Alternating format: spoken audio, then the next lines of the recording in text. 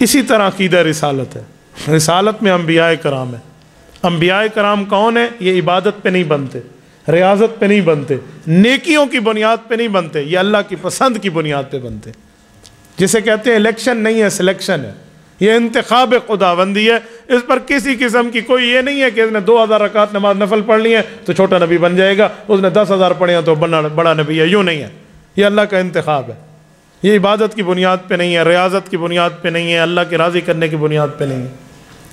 انبیاء کرام کا سلسلہ حضرت آدم سے حضرت رسول اللہ صلی اللہ علیہ وسلم تک ہے، بس اس کے بعد نیا نبی پیدا نہیں ہوگا۔ حضور علیہ الصلوۃ والسلام کو نبی ماننا جیسے ضروری ہے نا، اس طرح ختم نبی ماننا ضروری ہے، خاتم النبیین۔ حضرت عیسیٰ صرف نبی، حضرت موسیٰ صرف نبی، حضرت یعقوب، حضرت یوسف، حضرت دانیال، حضرت عیسیٰ، جتنے انبیاء صرف نبی۔ ان کو جو نبی نہ مانے وہ غلط ہے، لیکن حضور پاک کو کوئی صرف نبی مانے وہ غلط ہے جب تک خاتم النبیین نہ مانے۔ تو عقیدہ رسالت میں بات ذہن میں ہو۔ اسی طرح عقیدہ آخرت ہے کہ مرنے کے بعد اٹھنا ہے۔ اٹھنا کیسے ہے؟ وہ اللہ نے اٹھانا ہے۔ ہمارا جسم ختم ہو جائے گا، رب کیسے اٹھائیں گے؟ سورۃ قیامہ رکوع نمبر 1 رب نے جواب دیا ہے بلا قادرین علی ان نسوی بنانا، میں تو فنگر پرنٹس بھی قیامت میں واپس کرنے پر قادر ہوں۔ یہ قرآن کریم نے کہا، قرآن کریم میں یہی ہاتھ اور یہی پاؤں ہوں گے، یہی منہ ہوگا۔ کیسے بنے گا؟ سورۃ یاسین 4 رکوع الیوم نختم علی افواہہم، منہ بند ہوگا، وتکلمنا ایدیہم، ہاتھ بولیں گے، وتشہد ارجلہم، پاؤں گواہی دیں گے، بما کانوا یکسبون، اس نے کیا کیا تھا۔ اس سے پتہ چلا رب یہ جسم لوٹائیں گے وہاں۔ تو کیسے ہوگا، کیسے نہیں ہوگا، فلاں ہے فلاں، ان کے چکروں میں نہ پڑے۔ تو عقیدہ آخرت ہے، عقیدہ ہمارا درست ہو۔ اسی طرح بنیاد میں عقیدہ آخرت کے اندر جو سب سے بڑا اعتراض کفار کو تھا نا، وہ قبروں سے ہڈیاں اٹھا لاتے اور وہ کھوکھلی ہڈیاں ہوتی اور ہڈیوں کو یوں کھٹکھٹاتے، اٹھا ہوئے میکھی کو نہیں، خالی کھوکھلی ہڈی ہے، یوں دکھاتے اللہ کے رسول کو کہ اس میں کوئی گودا نہیں ہے، یہ تو خالی ہے۔ اذا كنا عظاما نخرہ، یوں ہم کھٹکتی ہوئی ہڈیاں بوسیدہ ہوں گی، یہی زندہ ہوں گی۔ تو وہ آنکھ پر ایمان رکھنے والے تھے نا، اور مسلمان یؤمنون بالغیب، وہ غیب پر ایمان رکھنے والے۔ تو حضور علیہ السلام نے فرمایا جی ہاں ایسے ہی ہوگا، ایسے ہی ہوگا، اسی طرح ہی ہوگا۔ تو یہ عقیدہ آخرت ہے، یہ بنیاد ہے۔ آخرت نہ ہو نا تو جس ظالم نے دنیا میں مظلوم پر ظلم کیا ہے، مظلوم اپنی مظلومیت کی وجہ سے اس سے بدلہ نہیں لے سکا، تو اس کو بدلہ کون لے کر دے گا؟ ظلم آخرت تو ہے نہیں، تو پھر فائدہ۔ تو اس لیے قیامت ماننا ضروری ہے کہ جزا اور سزا کا سب سے بڑا نظام وہی ہوگا۔ بندوں کو چھوڑیں، سینگ والی بکری نے بغیر سینگ والی بکری کو بھی اگر سینگ مارے تو کہتے ہیں اس کے سینگ اتار کے اسے دیا جائیں گے، تو اپنا بدلہ پورا کر لے۔ تو وہاں حساب ہونا ہے۔ اور یہاں میں لگے ہاتھوں ایک جملہ کہہ دوں، یہ جو جانوروں کو لڑاتے ہیں نا لوگ، یہ ریچھ کتے کی لڑائی ہو رہی ہے، یہ مرغوں کی لڑائی ہو رہی ہے، یہ بٹیروں کی لڑائی ہو رہی ہے، تیتر لڑ رہے ہیں، یہ کل قیامت میں یہی مالک اس طرح ریچھ کتا بنیں گے، اسی طرح مرغے بنیں گے، اسی طرح یہ بٹیر بنیں گے، یہ اسی طرح تیتر بنے گے اور ان کو لڑایا جائے گا۔ کیا کتے نے ریچھ سے لڑنا ہے؟ تم نے لڑوایا ہے نا۔ جنگل میں تو اکٹھے بیٹھے ہوتے، کبھی آپ نے دیکھا ہے جنگل میں ریچھ کتے سے لڑائی؟ آپ پہ لڑتے پہلے، یہ ہم نے لڑوایا، ہم نے سکھایا، باقاعدہ لڑنا سکھلایا جاتا ہے اسے۔ تو یہ ان کے ساتھ یوں ہی ہونا ہے، یہ ساری ترتیبیں ان کے ساتھ ہونی ہے۔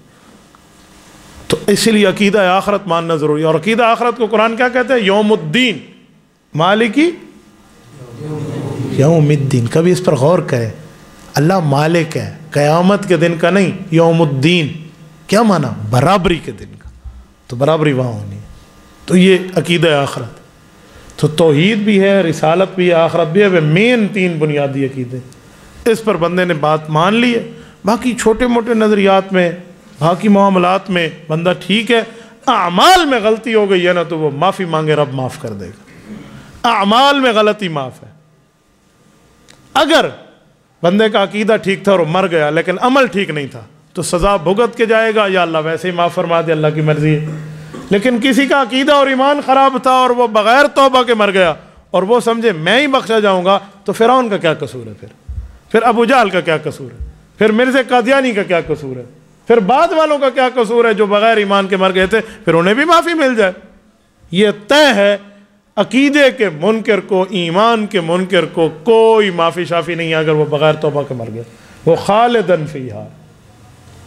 جو مسئلہ ہے وہ عمل پہ ہے. عمل کتنے برے کیوں نہ ہونا, بندہ مر گیا تو دو باتیں, یا رب اپنی مرضی سے معاف کرے گا, اپنی مشیت سے, اللہ سب کو معاف فرمائے, اور یا وہ سزا بھگت کے جائے گا. اب میں آپ کے سامنے ذرا ایک چھوٹی سی وضاحت اس لیے رکھتا ہوں تاکہ یہ بات سمجھ آئے. یہ جو ہم کہتے ہیں نا کسی کے برے نظریے پہ کوئی رد کرے کہ یار آپ اپنا نظریہ اور عقیدہ ٹھیک کر لیں, اگلے کہتے ہیں اللہ معاف کرے گا, اللہ نے جنت دینی ہے, تو نے دینی ہے, تو یہ بات غلط ہے. عمل پہ ہو نا, عمل پہ ہم جہنمی ہونے کا فتویٰ نہیں دے سکتے, اللہ معاف کر دے. لیکن جو عقیدہ اور نظریہ ہے نا, اس کے لیے تو قرآن کریم کی آیتیں موجود ہیں کہ جس کا نظریہ خراب ہے, جس کا ایمان اور عقیدہ ٹھیک نہیں ہے, وہ خسارے میں. قرآن کریم کیا کہتے ہیں؟ والعصر, قسم زمانے کی, ان الانسان لفی خسر, تمام کے تمام انسان خسارے میں ہیں, الا الذین آمنوا, جن کا ایمان اور عقیدہ ٹھیک ہے, وعملوا الصالحات, عمل سنت کے مطابق ہے, یہ بچیں گے. اس کا معنی ہے جس کا ایمان عقیدہ ٹھیک نہیں ہے وہ لفی خسر, قرآن نے کہا وہ خسارے میں ہے. اگر میں کہہ دوں جی وہ خسارے میں نہیں ہے تو میرا عقیدہ جا رہا ہے پھر. تو اسی لیے عقائد کی معاملات کی حیثیت اور ہے, اعمال کا معاملہ اور ہے. تو جب دعوت دینی ہے نا تو سب سے پہلے عقیدے کی ٹھیک ہونے کی دینی ہے.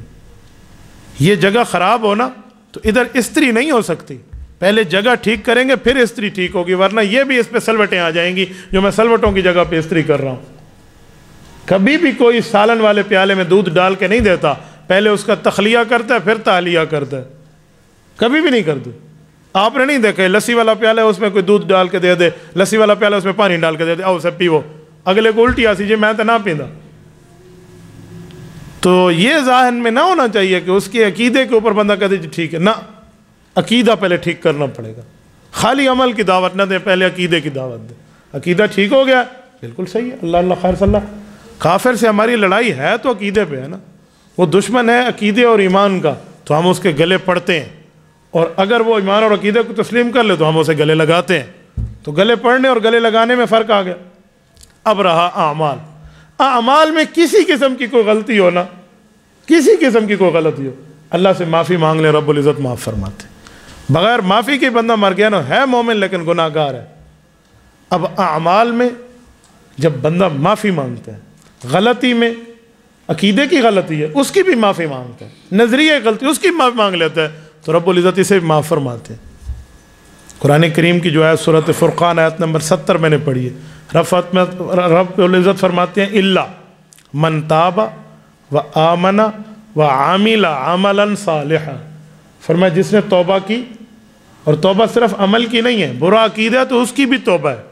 آمنا, توبہ کے بعد یہ ایمان لایا ہے, وعامل عملا صالحا, اور عمل سنت کے مطابق کیا. عمل صالح ہوتا سنت کے مطابق ہے, جو سنت کے خلاف ہو وہ عمل صالح نہیں ہے, سنت کے مطابق ہے تو عمل صالح ہے.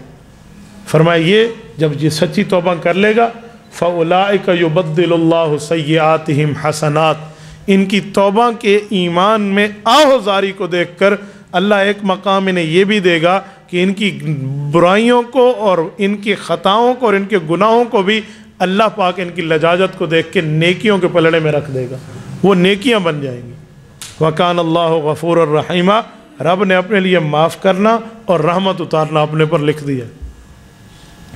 اور حضور پاک علیہ الصلوۃ والسلام کے پاس جب لوگ معافی کے لیے آتے تو حضور علیہ الصلوۃ والسلام کو پابند فرمایا گیا. سورۃ انعام آیت نمبر 54, وَإِذَا جَاءَكَ الَّذِينَ يُؤْمِنُونَ بِآيَاتِنَا, جب آپ کے پاس وہ لوگ آئیں جو مؤمن ہیں, یعنی معافی توبہ سب کچھ کر کے آ رہے ہیں, تو آپ انہیں ہماری طرف سے یہ انعام دے دیں.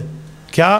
فَقُلْ سَلَامٌ عَلَيْكُمْ, سب سے پہلے آپ انہیں اللہ کی طرف سے سلامتی دیں.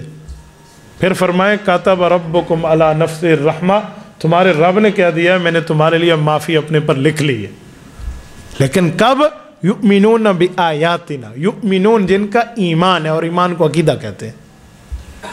شرط ہے معافی کے لیے, شرط ہے, یہ نہیں ہے اس کا عقیدہ برا ہو عمل بہت اچھا کر رہا ہے, جی نہیں, اس عمل کے ٹگے کا بھی کوئی فائدہ نہیں ہے اگر اس کے عقیدے میں کوئی رکھنا آ. عقائد ٹھیک تو معاملہ ٹھیک.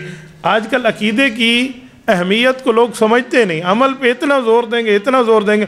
یہ نماز پڑھتا ہے, یہ ہم نہیں دیکھیں گے کہ اس کا عقیدہ اللہ کے لیے کیا ہے, رسول اللہ کے لیے کیا ہے, صحابہ کے لیے کیا ہے, اہل بیت فقہاء کے لیے کیا ہے, یہ نہیں دیکھیں گے. ہم دیکھیں وہ بہت اچھا آدمی ہے, بھائی اچھا تب بنے گا جب اچھے طریقے پہ چلے. ایک ہے میری آنکھ کو اچھا لگتا ہے نا, شریعت کی نظر میں ہم اچھے کب ہیں؟ تو پہلے اسلام میں داخلہ عقائد اور نظریات پر ہے. تبارك الذي نزل الفرقان على عبده ليكون للعالمين نذيرا.